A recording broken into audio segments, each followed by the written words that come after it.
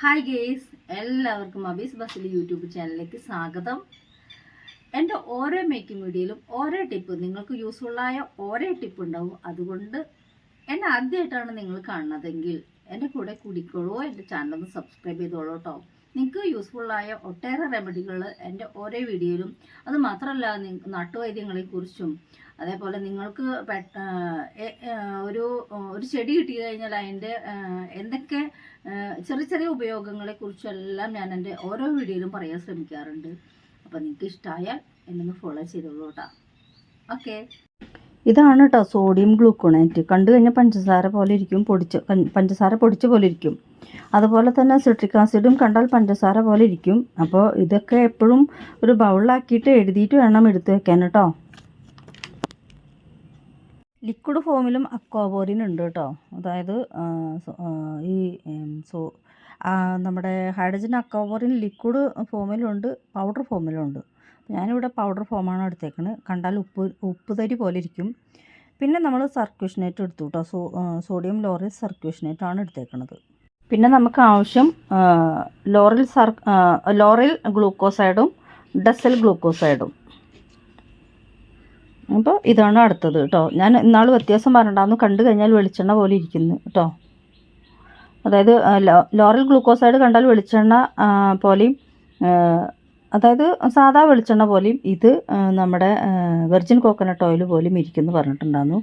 ഡെസൽ ഗ്ലൂക്കോസൈഡും laurel ഗ്ലൂക്കോസൈഡും അതും നമ്മൾ ഈ ബൗളിലേക്ക് ഒഴിക്കാൻ പോവാണ്. രണ്ടിൻ്റെയും പർപ്പസ്, അതായത് മൂന്നിൻ്റെ purpose, sodium lauryl sulfosuccinate, decyl glucoside, lauryl glucoside, ഇതിൻ്റെ എല്ലാം പർപ്പസ് പതയാണ് കേട്ടോ.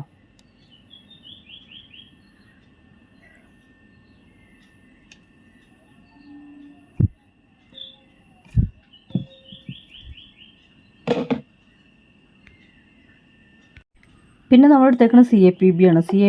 CAPBയിലേക്കാണ് നമ്മൾ PEG, അതായത് നമ്മുടെ തിക്കനർ ഇട്ട് കൊടുക്കുന്നത് കേട്ടോ.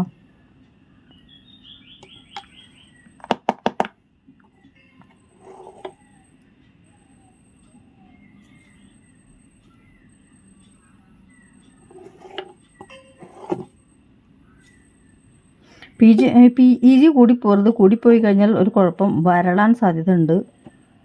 ഷാമ്പൂലാണെങ്കിൽ മുടി ഡ്രൈ ആവാനും വരണ്ടിരിക്കാനും സാധ്യത ഉണ്ട് കേട്ടോ. ആക്കാൻ പോണത് നല്ലൊരു ഷവർ ജെല്ലാണ്. കൂടുതൽ ആൾക്കാർക്കും, അതായത് ഇത്തിരി മെച്ചൂർഡായെന്ന് പറയുമ്പോൾ ഫൈനാൻഷ്യൽ മെച്ചൂർഡായ ആൾക്കാർ കൂടുതൽ സോപ്പിനാട്ടിയും കൂടുതൽ ഷവർ ജെല്ലാണ് ഉപയോഗിക്കുക. അപ്പോൾ അത്തരം ആൾക്കാർക്ക് വേണ്ടിയിട്ടുള്ള ഒരു ഷവർ ജെല്ലാണ് നമ്മളിന്ന് പ്രിപ്പയർ ചെയ്യാൻ പോണത്. അതിൻ്റെ ഐറ്റംസ്, ഇൻഗ്രീഡിയൻസ് എല്ലാമാണ് ഈ ഇരിക്കണത്. നിങ്ങൾക്ക് പഠിക്കാൻ ആഗ്രഹമുള്ള ആൾക്കാർക്ക് എന്നെ കോൺടാക്റ്റ് ചെയ്യാം കേട്ടോ. ഇതിൻ്റെ മെഷർമെൻറ്റ് പറയാത്തത് ഒത്തിരി എന്താ പറയുക, കോസ്റ്റ്ലി ആണ്. അതുമാത്രമല്ല, നമ്മളൊക്കെ പഠിക്കുമ്പോൾ ഫ്രീ ആയിട്ട് പഠിച്ചതല്ല ഇതൊന്നും, അതുകൊണ്ടാണ് മെഷർമെൻറ്റ് പറയാത്തത്. പിന്നെ ആദ്യമായിട്ടാണ് നിങ്ങൾ എൻ്റെ ചാനൽ കാണണമെങ്കിൽ നിങ്ങൾ എന്നെ ഫോളോ ചെയ്ത് എൻ്റെ കൂടെ കൂടിക്കോളൂ.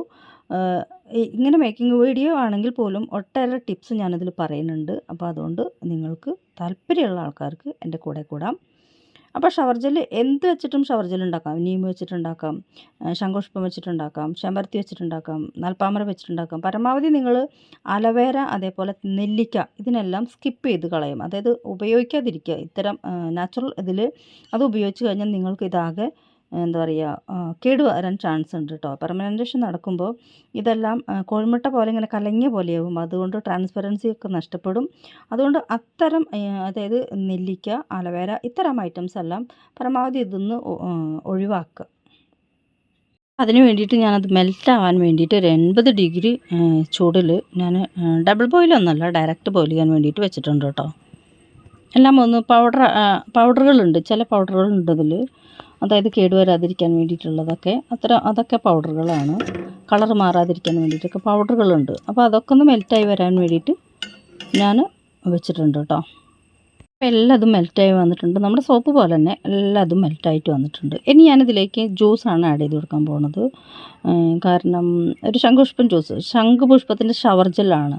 അതുപോലെ തന്നെ സിന്തറ്റിക് എക്സ്ട്രാക്റ്റ് ഒന്നുമല്ല കേട്ടോ ആഡ് ചെയ്ത് കൊടുക്കാൻ പോകുന്നത്. അപ്പം ഞാൻ ജ്യൂസ് ആഡ് ചെയ്ത് കൊടുത്തു. ഒരു കാര്യം പ്രത്യേകം ശ്രദ്ധിക്കണം, ഇത് ചൂടാറിയിട്ട് ഒഴിക്കുമ്പോൾ ഈ കളറല്ല ഓഷ്യൻ ബ്ലൂ കിട്ടും. ചൂടോടുകൂടി ഒഴിച്ചു കൊടുത്താൽ ഈ കളർ കിട്ടും. അപ്പോൾ നമ്മൾ സോപ്പ് ഉണ്ടാക്കുകയാണെങ്കിലും ഷവർ ജെൽ ഉണ്ടാക്കുകയാണെങ്കിലും ചൂടോട് കൂടിയിട്ട് ശംഖുപുഷ്പം ആഡ് ചെയ്ത് കൊടുത്താൽ ഓൾറെഡി അപ്പം തന്നെ കളർ ചേഞ്ച് ആവും. ആ സ്ഥാനത്ത് ഇത് ചൂടാറിയിട്ടാണ്. ഇപ്പോൾ സോപ്പാകുമ്പോൾ നമുക്ക് ചൂടാറാൻ കാത്തിരിക്കാൻ പറ്റില്ല. പക്ഷേ ഷവർ ജെല്ലാണെങ്കിൽ ചൂടാറാം 24 hours വെച്ചിട്ട് ഒഴിച്ചു കൊടുത്താലും മതി. അപ്പോൾ നല്ല ഓഷ്യൻ ബ്ലൂവിലുള്ള നല്ല ഷവർ ജെല്ല് കിട്ടും. ഞാൻ പറയില്ല, ഇതൊക്കെ എനിക്കിവിടെ ഉണ്ടാക്കണതായ കാരണം കൊണ്ട് ഇത് നമുക്ക് സെയിൽ ചെയ്യാൻ വേണ്ടിയിട്ടുള്ളതല്ല. സെയിൽ ചെയ്യുമ്പോൾ ഞാൻ ഇങ്ങനെയല്ല, അത് മെഷീനിലാണ് ചെയ്യാറ്. ഇനി സെക്കൻഡ് സ്റ്റെപ്പ് എന്നൊക്കെ പറയണത് നിയാസിനാമൈഡ്, വൈറ്റമിൻ ഇ.